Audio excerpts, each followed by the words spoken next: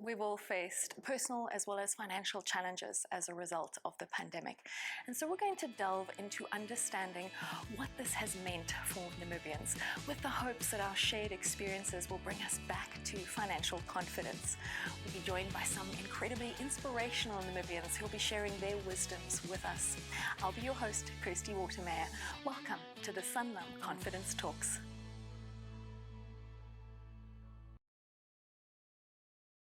Welcome back to Sanlam Confidence Talks, the shows that knows that our shared experience can bring us back to well-being and financial confidence. I'm your host, Kirsty Watermeyer, delighted to be joined in studio by Namibian comedian Oc Ebs. No, Christy, we're not going to do that. Don't introduce me as a comedian. I'm not a comedian. I'm a domestic worker. I clean houses for my living. So it's EVH, OCS in the building, domestic worker. But thanks for having me. Definitely the funniest domestic worker in Namibia, in my opinion. Stop it. Tell us a little bit about yourself, Oc Ebs. You know what? People don't know this, but I'm a domestic worker. So I've been cleaning houses from big, small, up the stairs, down the stairs, shacks, everything. I clean. So I'm a domestic worker. I'm a mother of 5 children. God bless them. And I'm married. I just put off the ring because, situation. But yeah, I'm a married domestic worker with 5 children. And yeah, I still clean houses for the living. Beautiful. Where do you think confidence comes from, Oc Ebs? It's funny you ask that because, with me, for example, my confidence started when I wake out of my bed. And you must decide, are you going to get out of the right side of the bed or the wrong side of the bed, and you tell yourself, you talk to yourself, I talk a lot with myself and people think I'm crazy. No, I'm not crazy. You start here with your head, and you tell yourself today's going to be a good day. I might have $2 in my bank account, but it is going to be a good day. So I think confidence starts with yourself. When you talk with yourself, Exactly. Confidence starts from how you feel about yourself. Yeah. Absolutely beautiful. Tell us, what was your experience like through the pandemic? What were your challenges? What were your learnings? With the pandemic, it was difficult, because first of all, my boss where I went to go clean the house. They didn't want me to come in the house anymore because, social distance, and I was just home most of the time. Bored, these kids are stressing me. The husband is here, cook and what. And so it's a very stressful time. It's a time when we were very lonely, scared. Because, it was uncertain times. And, confusion. So a lot of confusion, stress, uncertainty, all those. Exactly. And a lot of financial worries because we didn't know what was going to happen the next day. How did you handle that? With finances, my dear, when you count, what do you call this piggy bank? So luckily I had a piggy bank, where I put my coins, $1, So I used some of my little savings for the piggy bank, But me and my husband, we literally to cut, expenses, So instead of going and, maybe you could buy boerewors and eggs, you just buy bread and butter, and you just, so we cut off on a lot of things, So instead of buying like a big surfing that you wash the clothes with, you just maybe buy a bar of soap and you wash, So yeah, we cut off on a lot of things, and the way of living, yeah. But you've raised a really important point, and especially as a domestic worker, as everybody in the world, the importance of having a piggy bank, the importance of having a savings account. So you had a savings account. Did this help you to get through the pandemic? Not a stay. I don't think it's because my son, Praki, he is actually the one, he had something like a unit trust, something like that for me. I don't even know what it is, but every month he was putting in coins for me there, some money, so we could also withdraw from that during that time, So that also helped a lot. I don't know what unit Trust. Thank you. Yes, unit trust. So that helped me a lot as well with me and my family. That's beautiful. And really wise advice for anybody listening, because to have some kind of a nest egg or some kind of a savings, that's going to help us in difficult times to get through. Absolutely. It doesn't matter how much you earn. A wise woman once told me, look, even if you get $10, so you break the $10 down, you say, okay, fine, the $2 for the bread. The other $2 goes to my unit trust. The other $2 is maybe the sugar for the week or so whatever you have, you break it down and you put it away. So make sure you do the English words. You know, I want to get, ooh. But anyway, the point I'm trying to say is, make use of whatever little that you have, spread it out, and you're gonna be fine. Absolutely. And you mentioned, you said a wise woman told you that. How important is it to get good advice? Ooh, in today's world, my dear, in today's world, it's very important, because not all of us are on that level where we understand things like financial freedom, things like how to deal with uncertainty, So it's very important to have someone that is a professional, that knows to give you the right advice, the right tips. Exactly, professional and accredited. And accredited. Accredited. They need to be with the right organization. It's not just somebody on the street that's saying, this is what I think you should do, right? Yes, exactly. Which also brings me to my next question, because Oc Ebs, I believe that in the last year and all the stresses that we were going through, you had some extra stress because somebody tried to scam you. Is that right? Christy, as imagine, my small little savings which I had now, So, today I'm minding my business, and these new boys, they wear these Fabianic clothes, Forex boys. So, I had a few coins which I'd saved up, and he come and he say he wants to make my money triple, make it three times. Come on. So I said, okay, he told me, he sit down, he talk with me, and he convinced me, to come on now, save the money. So I said, okay, fine, here's my money, take up the money from my bra. And I gave him, because, this is usually by savings, we just put the money, you save the money there sometimes, but it's very good to save the money there. So anyway, I'm an old school girl. Anyway, so I gave him the money, and next thing, I tried to call him the number, and the number he dial is not reachable.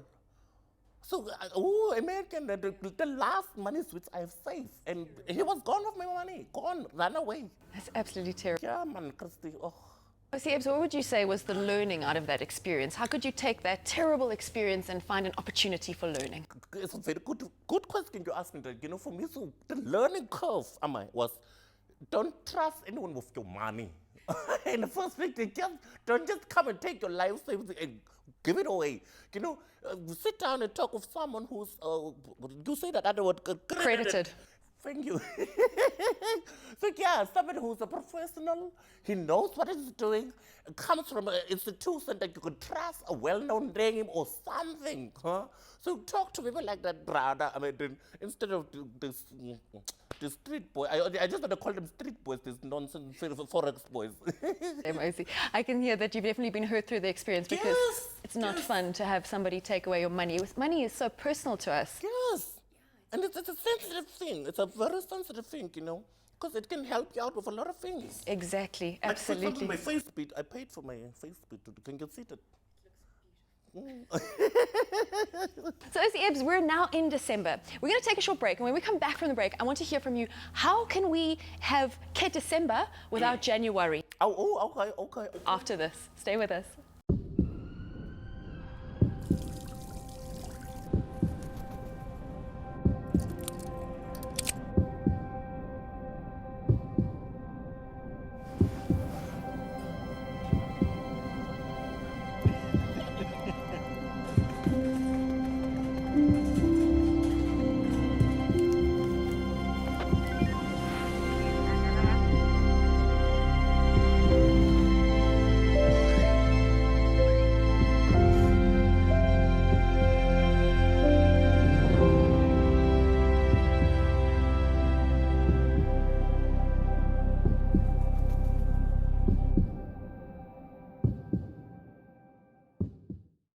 Welcome back from the break. This is Sanlam Confidence Talks, and before the break, we were about to hear from Oc Ebs how we can deal with the fact we're in December right now, and we want December, but without ending up with January.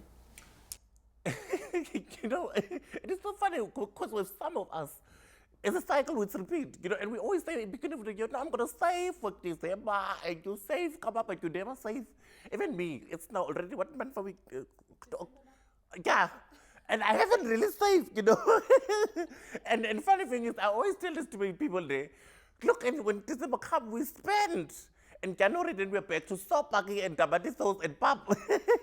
Now, to avoid such things, like I said once again, throughout the year, we spread your money equally, and or for example, buy, in some shops, when you go to some shops, you can buy a booklet where you, for example, you buy, let's say, a ticket for, let's say, R2 or $2 or whatever, and then it adds up every month. So by the time December comes, you've maybe accumulated, I also know because, so you've maybe accumulated, I don't know, 500. So that's 500, or let's say $1,000 maybe, so you've got the 500, you split it again, 500 for the December, and the other 500 for January. And you don't need to go to every place to have fun. You can also just stay at your home and, celebrate there, enjoy yourself. And also don't drink every day, for example.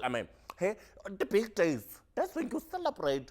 What is his name? The boy who gets the birthday in that birthday, Christmas, Jesus' birthday, yeah. When it's his birthday, yeah, drink on that day of eat luxury food, or family day, the day after, most day after, or New Year's Day, or maybe just a little small prayer with the family, but don't every day or go to everything you are invited to. That's also another way you can save. But important, start from January, so that it take you through January, February, March, yeah, and until you get to December. Exactly. Save. But it should be a lifestyle that you save every day of your life. Make it a lifestyle. Yeah, it's really good advice. And it's also, December is like a mindset as well, as we were talking about earlier. In December, we feel like, we want to party. It's the end of the year. We are tired. We need to spoil ourselves. And then we forget that we also have to live in January. Yeah, absolutely, But also, I always tell this to my children. I tell them, for example, it's 5 children with my husband and my birthday. So during the year, we already have 7 birthdays which we celebrate, and there's the other one, the Easter weekend, and so there are other celebrations also. So you must understand that throughout the year, it's not as if it was dry. No, we were having fun all along in the year. So why must we come when December comes? We must feel now we must celebrate every day. So just be careful about such things. Absolutely, absolutely. What are some of the other challenges when it comes to December? Now, obviously, we want to celebrate, but there are other things that can also take away our financial freedoms when it comes to holiday times and such. I think apart from the heat, no, because when it's hot, it means you must now buy an air conditioner, and then the electricity bill goes up.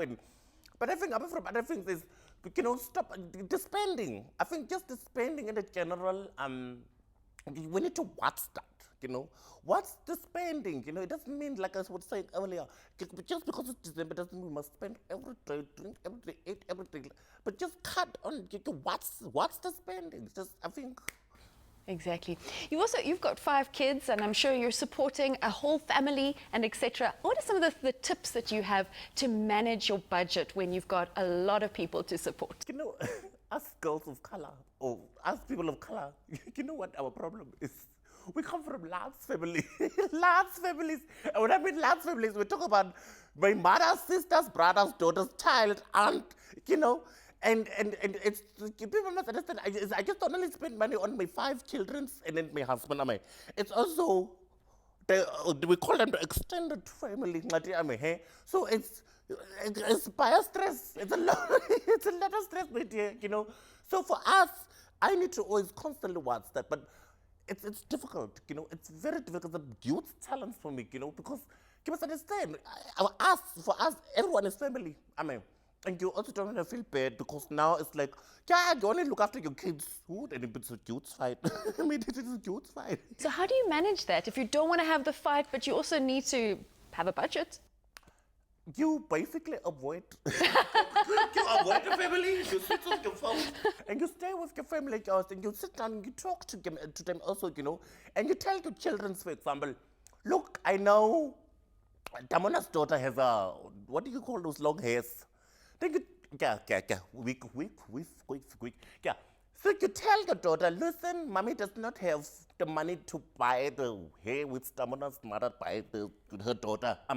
What mommy can maybe do is buy the dry rollers, and we dry your hair, and we make it nice and pretty, and you can be pretty, So also talk with your children, sit down with them, and let them know that, look, we're on a small budget, we're not a tight budget. We're not here to live, because we want to live longer.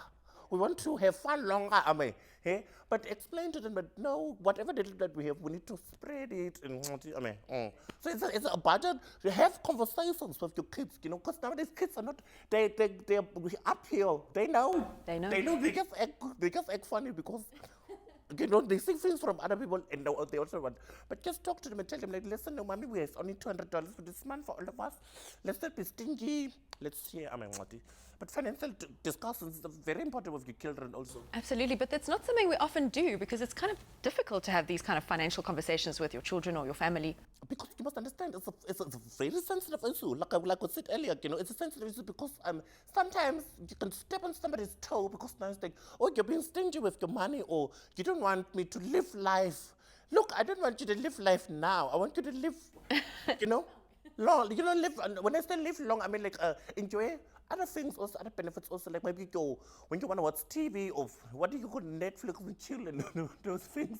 I want you to also have that possibility to watch TV every month, or have electricity every month, or have water, And that's really important advice because that is remembering that you're valuable, not only in December, but also in January and in February. So you need to do the things now to make sure you can have those. And I refuse to eat pap in January. Not this, if it's not Oc Ebs. I want to eat pap the whole of January, no. No, because you're going to be smart in this December. Yeah. I will have fun. And also another thing, when you go to other people's places, make sure that you come with nothing. And come back, you're like, we just used the last money we have. And, and you must also play that pity game. But, at your house, your grocery cupboard is full, your electricity is there, your water is there. But go also to other people's houses. And come on, go look like an innocent. No, we didn't have anything. Beautiful. But it is an important point that we are a community and we do need to look after one another, but within reason and in a way that we are still okay at the end of the day. Absolutely. So you've given us some really wonderful advice and wisdom, so thank you so much for sharing those. Tell me something, how important, because what I'm picking up is that planning is so important. How important is planning in ensuring this life? It's very important. It is the basic of any life, because, like I said, you just don't have your children. Also, we have the extended families, the aunts, the uncles, and the ngatiame. So you have all these things to consider. And sometimes also, for example, future things like when your child gets sick, you need to have a little something, a backup clinic is something you can say, okay, fine, if a child gets sick, I can take her from that pool and, take care of that. Or if, life happens, my dear, life happens. Something, for example, somebody die in the family, So I think it's like a little insurance, because when you plan in advance, it's security for you to make sure that because I stumble upon the words. So in case something happens in the future, you're secured, because you have planned it, In fact, you can already start planning for next December. Yeah. You can start planning now, No, it doesn't have to be now. It doesn't have to be next year. You can start already now, and it's very important that you plan in the advance. Absolutely. Because if you plan in the advance, it's by the time you get to the time of the December, for example, you're sorted. Then you're relaxed. There's no stress, and you just keep on planning. Exactly. And we often forget that there's financial planning, although nobody likes to have these discussions, that kind of planning is going to take you away from a lot less stress later on. If you do that little awkward discussions now, you have a lot less stress later. Absolutely. It's very important to talk about it now, to plan it now, and be serious about it, And like I was saying, with the kids, especially with the kids, with my husband, he knows. Usually when he come home, he drinks beer every day. I said, no, babes, we're going to cut a beer down to maybe 2 beers in a week, for example, And then when he gets angry, I say, no, listen, let's calculate now. If we plan this and we say, okay, we cut down the beers to maybe 2 beers, then we're saving, let's say, $7 in a month, And then now if you could say 7 times 10, I don't know, you do the math, whatever. So, that's a nice little bit of extra money at the end of the year. That is extra, But we spoke about this, we planned it, we sat down, but also not just planning. You can plan, you can talk, but putting the work also in the action, doing the actual saving, just don't plan, don't just talk, but the action is also very important. So you brought us something really interesting and important right now. We've all been through so much this last year, and especially when it comes to loss of loved ones is something that we have almost all of us has experienced recently. And if we didn't have some kind of plan in place, some kind of funeral covers or financial nest egg, some savings, it was really, really difficult, right? Very much, very much, very much, pandemic, this COVID pandemic, woo! And it was very difficult for me, because we lose a lot of loved ones, But then once again, luckily, we had things like insurance policies, that could help with certain things, But we also have to be very careful because, with us, when we do funerals and things like that, we like to, after the funeral, invite people and they must come eat and things like that, And I said, no, because I think after the third funeral in the family with this COVID relative, I said to myself, no, we just do the basic things. We do the covering of the coffins and those things. But this thing of inviting people to your house and eat and woo, so those things also add extra stress and things. So we were very much careful when it came to in terms of, because it was happening every time, and with us, with extended family especially, there was more, every day you hear, Andy whose death died, Andy what is, so we definitely did not do the normal funerals and things like that. We did we paid a due to the respect person to do the person who has died, But also with respect and honor and but when it came to the things that we normally do in terms of the expenses now, no. Yeah, but it also raised an important point because it is that we don't often plan for these unexpected moments, but you have to have the plans. Who can imagine like how many funerals were this year alone?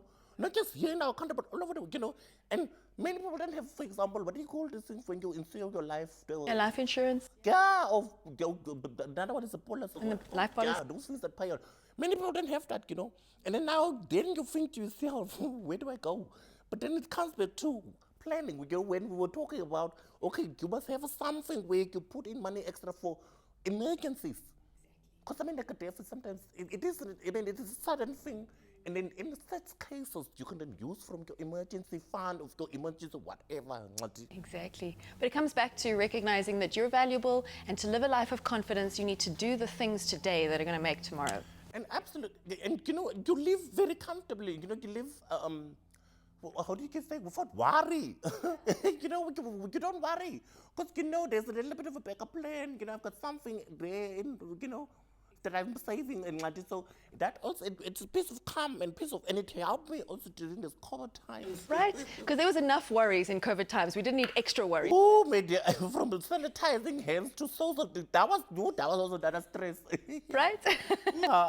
So if you can take away some of the other worries by a little bit of planning and making sure that everything's in order for your life, you can just help to navigate. And then life is fun. Life is fun, and you can move on, and then it also takes away, it's very painful and really difficult, but just to know that there's a bit of some money saved away, for example, just makes you feel, because stress and bills, and they can be, you already have these other things, problems with sanitizing, and then now it comes the bills and the money, and then, so it builds up.